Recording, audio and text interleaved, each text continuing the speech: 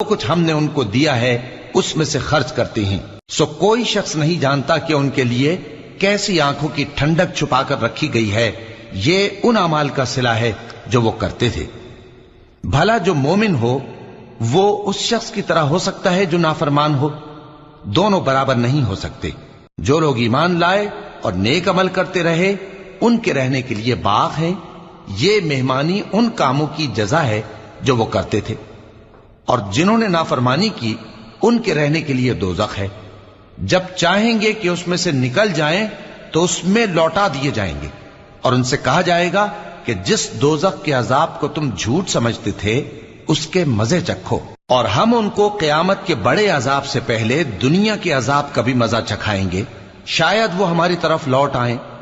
اور اس شخص سے بڑھ کر ظالم کون جس کو اس کے پروردگار کی آیتوں سے نصیحت کی جائے تو وہ ان سے منہ پھیر لے۔